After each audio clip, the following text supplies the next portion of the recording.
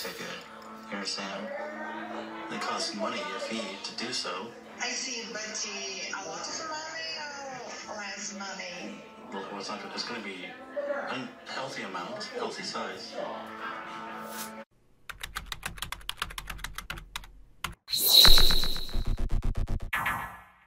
Hey, what's going on, YouTube? Thank you for coming back to another episode of Scattered Brilliancy. My name is Travis, and I am here to do a review, my first review, for 90 Day Fiance Season 6, Episode 1. So, I told the people who have been watching my Married at First Sight videos and all of my other videos that I needed a name for them.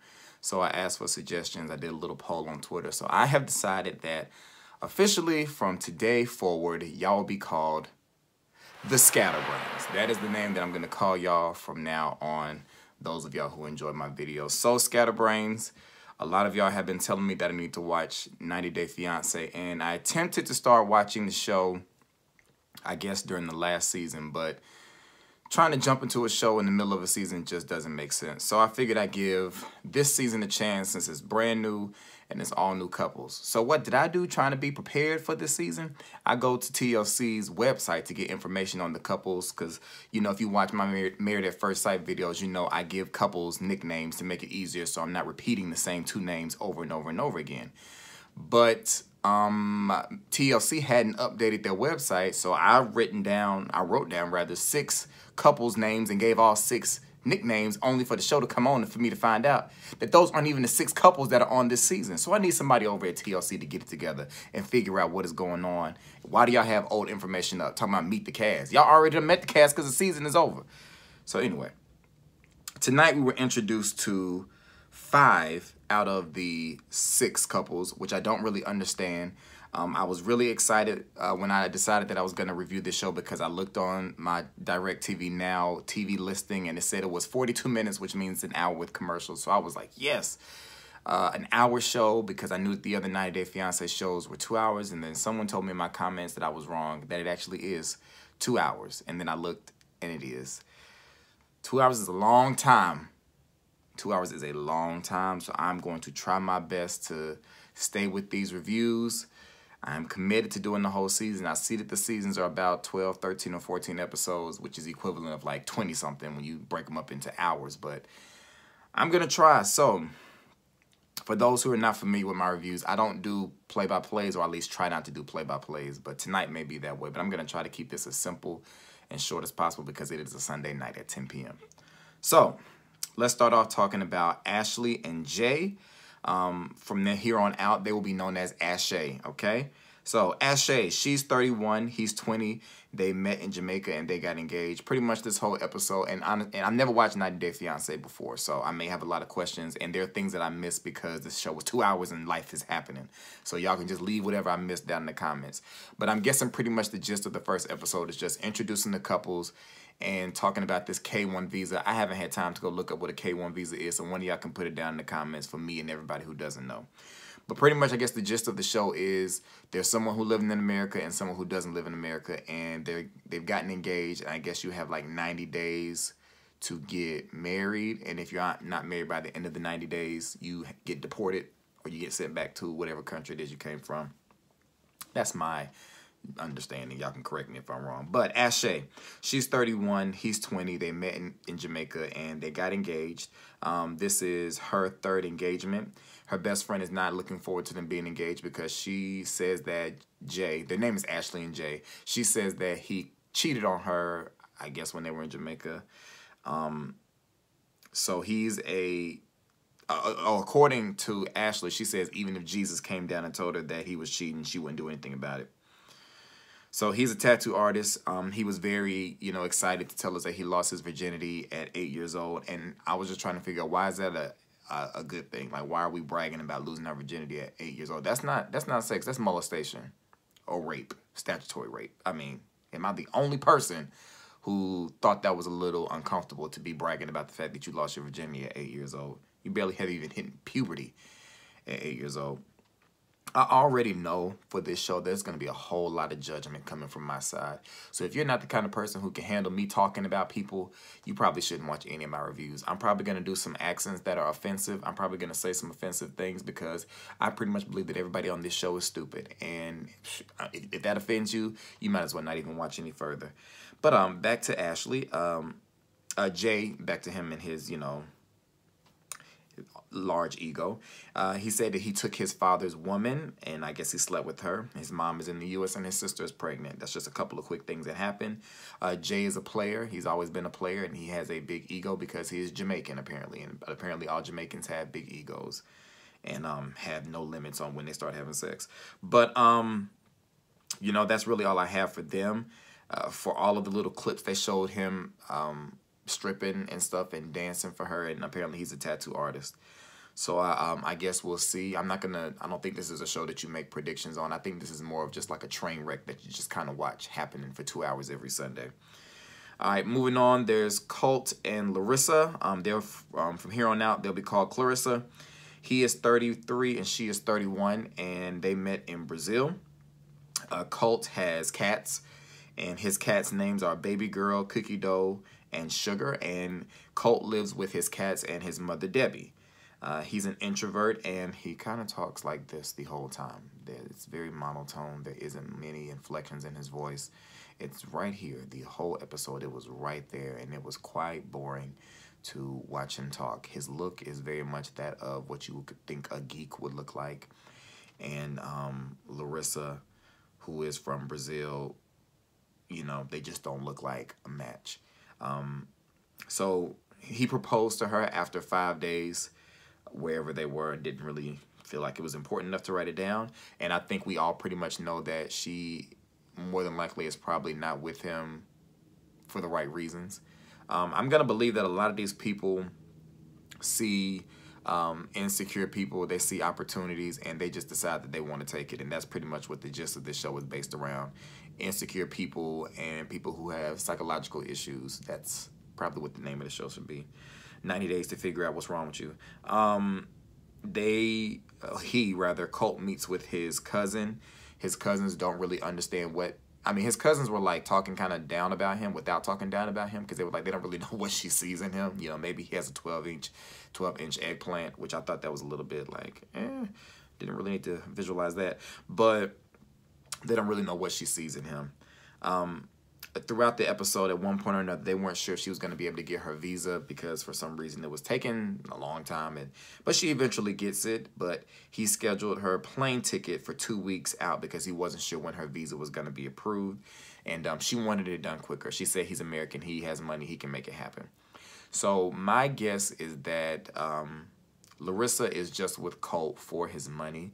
Clearly, the only thing that he's been spending his money on is catnip and his mother. So, I believe that that'll be interesting to watch, but I think that he's also going to bore me with the way that he talks. But, maybe once they get together and we see them on camera, some more things will get a little bit more spicy for them. But, again, that is Clarissa. Next up, we have Kalani and Asuelu. Now, I kind of missed where he was from, but I started looking on Twitter, and he's from Samoa, and my wife told me that that's in Hawaii. And that part confused me, and that may be wrong, so y'all let me know if that's not where he's from. But it confused me because I'm like, I thought like 90 Day Fiance was about people who don't live in the country. And granted, Hawaii isn't attached to, North America. It's still a part of it, to my knowledge. I thought, I thought Hawaii was, like 52 in the United States of America. So like, how did the 90 Day Fiance part play into it? And I may have missed all of that because, this 2 hour time frame, I started the show in one location, finished it at another, tried to watch it. I didn't watch it. It was playing while I was driving, trying to listen and follow along, and it was a lot. So y'all let me know how they're on the show, why they're on the show, because it doesn't make any sense to me. So their names for right now is going to be Consuela. I feel like that's probably really offensive, and I really don't care. But like I said, that's Kalani and Asuelu. We're just going to call them Consuela. And she's 29. Excuse me. And I missed his age. She's a single mother. She has a son named Oliver, and Asuelu is her baby's daddy. She was a virgin when she met him, and obviously she lost it to him. Her dad wanted her to be with white guys. I'm not really understanding the reasoning behind that, and I may have missed it in the episode, and I'm not going back to find out why. But apparently her dad wanted her to be with white guys, and obviously Asuelu is not white. He is Hawaiian. But she's concerned about her dad's opinion, her family's opinion of him, because apparently, you know, they've been through some things, and when they were going through their issues, she wasn't completely honest with her family about what was happening. More importantly, she wasn't honest with her sister. The story that she told her sister about what happened with him sleeping with Asuelu sleeping with another woman is not actually the truth. Apparently, they weren't exclusive, so him sleeping with another woman wasn't cheating, but to the sister, he cheated on her, so therefore, she don't like him. And that's pretty much what they have going on. We also have Eric and Leida. I missed a lot of their story because that was in the transition period from me leaving where I was to coming home. But he's 40, no clue how old she is, but she's from Indonesia. He has 3 daughters. He lives with his oldest. She's like 19.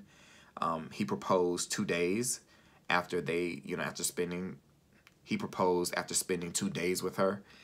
And she has a son named Alexandro, and she comes from a very well-to-do family. And later in the episode, he has to meet with his ex-wife and his other 2 daughters, and, you know, just so they can kind of get some more information about Leida. I haven't given them a name, so we're going to call them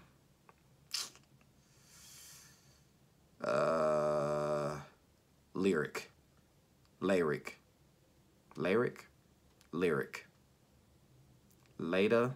Eric. Lyric it is. They're going to be Lyric, not Lyric. Lyric. Let me type that up now so I don't forget.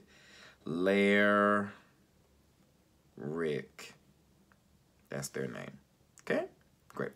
So, Leida is not excited about the fact that he's paying child support to his ex-wife because she doesn't understand what, you know, how child support works because they don't have to do that in Indonesia. So that's going to be their issues. Excuse me. Every couple, you know, obviously has the things they're going through, and, you know, we'll sum that up at the end. And the last couple that we were introduced to, I didn't do these in order, was Jonathan and Fernanda, and we're going to call them Fernathan. Okay? That is Fernathan. And he's 32, and she is 19. And she is from Mexico, and Lord, he's from North Carolina. He ain't from Charlotte, but he's from Lumberton. He said that there's not one thing on her that he doesn't like. He likes the fiery Latina way of her. He sent her money, apartment. I think he said he sent her a car, and he paid for her to get her boobs done. He made it a point to let us know that he did not want her boobs to be cross-eyed, so he's hoping that they are, you know, straight looking forward whenever he gets a chance to see them. He wears a ring because she wanted him to wear a ring because she's a very jealous woman, and, you know, he says he likes that, you know. Something about crazy girls. A lot of guys talk about they like girls who are crazy. I've heard that girls who are crazy have better yum stuff. But, I mean, to me, that just sounds like you asking for a whole lot of problems. But, you know, hey, whatever floats your boat, do what you got to do, I guess. But he has a best friend. His best friend's name is Danny, and it's a girl. And we don't really know how Fernanda is going to feel about his best friend being a girl. Fernanda tells us that her family would see America on TV and thought that it was such a perfect place, but I don't necessarily think that she had dreams of moving to America. I might be wrong about that. But they decide that I think they're the only couple in this episode who we actually saw transition into the part for them actually of the person coming to America. So they don't have a bed yet because he wanted her to feel a part of this new life that they're creating together. I guess I should mention that he was a player back in the day. And, you know, I'm not 32 yet, but I just could not imagine myself, even at the age that I am now, wanting to be involved with a 19-year-old. There is nothing, if I was single, there is nothing that a 19-year-old can do for me except give me headaches. I mean, I can understand that you may be a little wise, you know, above your age, because I was like that when I was 19. But I'm not looking to date anyone who's 19, 20, 21, 22, 23, 24. I mean, like, that's not going to happen, y'all. Like, I'm too old. I'm too seasoned to be dating somebody that young. So you obviously know that this is, you know, a bomb waiting to explode. When Fernanda gets to his house, apartment, condo, whatever it is, she starts going through his drawers. And side note, I'm trying to figure out, like, did he know she was coming, or did they just like spring it on him like, hey, she's coming into town? Because his car wasn't prepared for any of her stuff. His place of residence wasn't prepared for any of her stuff. It was really filthy, and it was like messy and everything. But anyway, she gets there, and the first drawer that she looks in, she finds a thong, and he's like, that's yours. And she's like, it's not mine. And he's like, it is yours. And she's like, no, it's not. My thing is like, bruh, you knew she was coming here. Why didn't you make sure that everything was gone? So he says that he hasn't been in that drawer in 3 to 4 years, which is a problem. It is a problem that you have another woman's undergarments, another woman's unmentionables in your place of residence, sitting and festering for 3 to 4 years. Can you imagine how crunchy they probably are? And I can only imagine what he's been doing with them. He's probably been sniffing them, because, you know, some people get stuff, like, you get something out of smelling women's unmentionables. I don't know what you get out of it, because all I can think about is, like, your crotch has been right there. Like, never mind. I'm not going to go down that road. But I don't know what anybody would get from that. So I don't believe that you just didn't know her drawers was in your drawer. Like, I don't believe that at all. I just believe he got caught. But anyway, he tries to turn it around on her about it, and so they're kind of like going back and forth. So now her trust is a little shaky, because she knew that he was a player, and the fact that she found these draws, you know, it makes her feel away. The last couple that we weren't introduced to, their name is Steven and Olga, and I don't understand how in a 2-hour show you couldn't introduce us to all 6 couples. Like, I just, you know, hey, I'm trying to give 90 Day Fiance a chance and kind of see where all this is going. It doesn't make any sense to me, the show itself. I mean, when my wife and I, you know, got together as adults, because obviously we had dated when we were younger, but when we got together as adults, I knew immediately after our first date as adults together, I knew that I wanted to marry her. But I wasn't about to propose to her in no 3, 4, 5, 6, 7, 8, 19, 20, 50 days. Like that, no, that didn't happen. We had our first adult date in August. I proposed to her. I bought the ring that following May, but I didn't propose to her until the next August. You know why? Because it's called a probationary period. That's a time when you have to get to know people. And the fact that you're out of the country, these people are just rushing this thing. And I think the reason, I mean, obviously we know they're rushing it, but I think the reason that they're rushing it is just lust. Lust and the need to want somebody around. So all I'm looking at is just a bunch of people who have mental issues who need to all be evaluated. And they're just being exploited by TLC. That's really all this is. But, you know, I'm along for the ride. Y'all kept telling me how great of a show this is. So I'm going to give it a chance and see what happens. Like I said, I probably left out a whole lot of stuff that happened in this episode. But do not think that I'm going to be doing play-by-plays for a 2-hour show. I don't have time for that, okay? Y'all let me know what I missed out in the comments. Tell me your thoughts on the 5 couples that we met so far. Tell me if you like the names. I'll go through them one more time. So we have Ashay for Ashley and Jay. We have Clarissa for Colt and Larissa. We have Fernathan for Jonathan and Fernanda. We have Consuela for Kalani and Asuelu. And we have Lyric, gotta remember that, Lyric for Eric and Leida. Steven and Olga, we'll call them Solga. There it is. Let me write that down too so I don't forget. We'll meet them next week. Solga.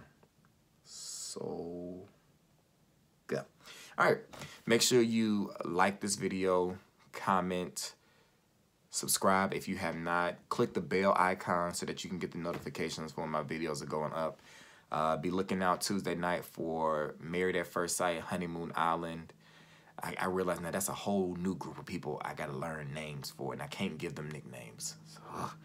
So my next video will be on Tuesday, and if I have any extra ones, they'll be up then. So that is it for this review of 90 Day Fiance Season 6, Episode 1. Thank y'all, Scatterbrains, for watching, and I will be talking to y'all soon. Peace.